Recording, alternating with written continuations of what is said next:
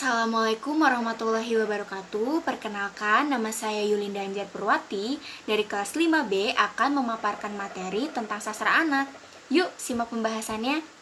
Teori dasar tentang sastra anak.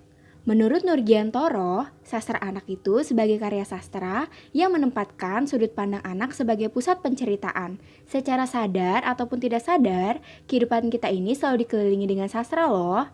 Contohnya saat kita masih kecil, kita sering didongengkan ataupun kita sering mendengar ibu bersenandung untuk menidurkan kita.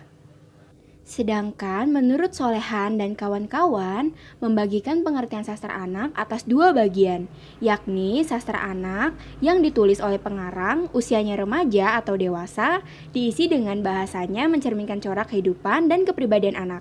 Yang kedua, sastra anak yang ditulis oleh pengarang usianya masih tergolong anak-anak, yang isinya dan pembahasannya mencerminkan corak kehidupan serta kepribadian anak. Dengan demikian, sastra anak dapat dikatakan bahwa suatu karya sastra yang bahasa dan isinya sesuai perkembangan usia dan kehidupan anak, baik ditulis oleh pengarang yang sudah dewasa, remaja, atau oleh anak-anak itu sendiri. Karya sastra yang dimaksud bukan hanya yang berbentuk puisi dan prosa, melainkan juga berbentuk drama. Manfaat sastra anak. Pada pandangan Tarigan, terdapat 6 manfaat sastra anak terhadap anak-anak. Sastra memberikan kesenangan, kegembiraan, dan kenikmatan kepada anak-anak, mengembangkan imajinasi anak-anak, dan membantu mereka mempertimbangkan dan memikirkan alam, insan, pengalaman, atau gagasan dengan berbagai cara. Sastra juga dapat memberikan pengalaman-pengalaman aneh yang seolah-olah dialami sendiri loh oleh para anak-anak, dapat mengembangkan wawasan para anak menjadi perilaku insani, dan menyajikan serta memperkenalkan kesemestaan pengalaman kepada para anak. Yang terakhir, merupakan sumber utama bagi penerus warisan dari satu generasi ke generasi berikutnya. Ragam sastra anak. Di sini terdapat 3 ragam. Yang pertama, realisme, kedua, fiksi formula, dan yang ketiga, fantasi. Di sini juga sudah saya jelaskan jenis cerita apa saja sih yang dapat dikategorikan ke dalam realisme, fiksi formula, dan fantasi. Sastra tradisional. Jenis cerita yang dikelompokkan ke dalam genre ini adalah fabel, dongeng rakyat, mitos, legenda, dan juga epos. Fabel yaitu cerita binatang yang dimaksudkan sebagai personifikasi karakter manusia.